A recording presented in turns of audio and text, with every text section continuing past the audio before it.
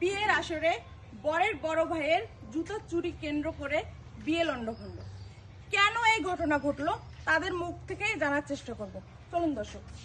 আচ্ছা, এই যে বিয়ে আমি বুঝতে পারছি কোনো কিছুই এখানে আমি কোনো কথাই কব না, কোনো কথা কোনো পেশালি আমি মানবো না।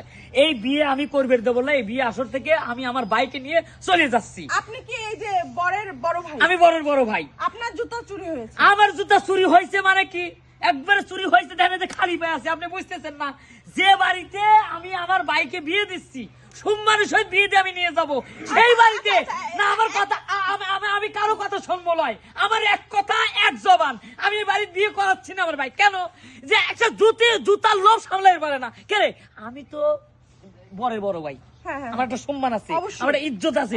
তোরা ইজ্জত দিয়ে আমাদের এখানে নিয়ে আসিস, সেই ইজ্জত যদি তোরা নষ্ট করিস, একটা মানে এক জোড়া জুতা লোভ তোরা সামলাতে পারিস না, সেই জুতা যদি চুরি করে পারিস তাহলে তোরা আরো কি করবে পারিস? এটা আমার বোঝা হয়ে গেছে, হয়ে গেছে।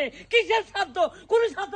বিয়ে করবি তুই, বিয়ে করবি, কোনো বিয়ে হবে না। বরকে নিয়ে আমি চলে যাবো।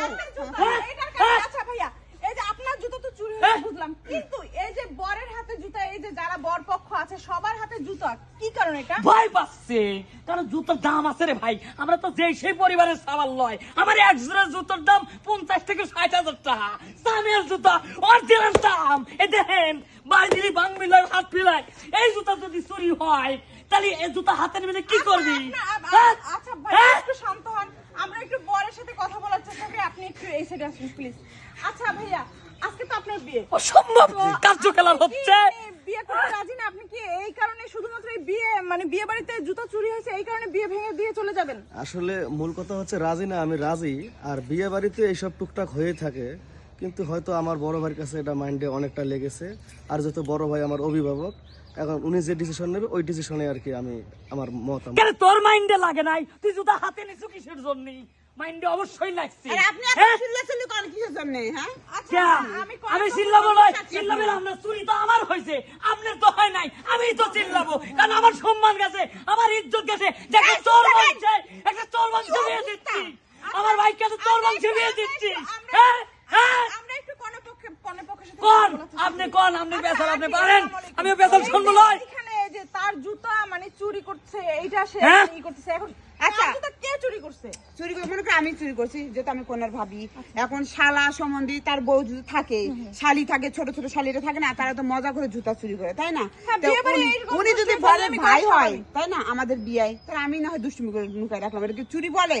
যা মুখে হয়ে থাকে। আবার বিয়ে করবি না ভাবি কই? হ্যাঁ, বিয়ে ছাড়া এখান থেকে যাইতে দেবো, এক পাও যাইতে দেবো। আমি তো শুনছি চোর বংশ, এতে যেটা ডাহাতির বংশ, জোর করে আমার ভাই বিয়ে করাবেন? হ্যাঁ, দেশে আইন নাই, মগের মূল্য। জায়গায় জায়গায় এইভাবে তোমার ভাইয়ের বিয়ে দিয়ে আমার জিনিস চুরি হইলে এইভাবে পালাই আসে, তাই না? তাই না ফেলাই ফেলাম। এই মহিলা মানুষরা আমাকে হাত দিচ্ছেন কিসের জন্য? এই এত বড় দিচ্ছে কিনা? এত চিল্লাচিল্লি করেন কেন? ঘোড়া তো কম না। চোরের বড় বড় গলা চুরি করবেন, আবার বড় বড় কথা কইবেন। কয়লা এই চল, না আছে কেন? এই মারবেন নাকি? মারবেন নাকি? মারবেন নাকি?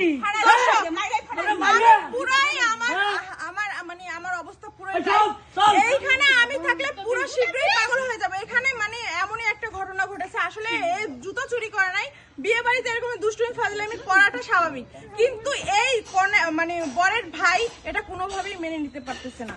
তো এটা মানে আপনাদের বোঝানোর জন্য একটা ভিডিও বিনোদনমূলক বানানোর চেষ্টা করেছি। আশা করি ভিডিওটা আপনাদের ভালো লেগেছে। আর যদি ভিডিওটা ভালো লাগে অবশ্যই একটা শেয়ার করে দিবেন। আর আমাদের ভিডিও যদি ভালো লাগে আমাদের সাথে থাকবেন। আবারও কোনো পরবর্তী একটা ভিডিও নিয়ে হাজির হয়ে যাব আমি স্বাগত সুমি। ততক্ষণে ভালো থাকবেন, সুস্থ থাকবেন। আল্লাহ হাফিজ।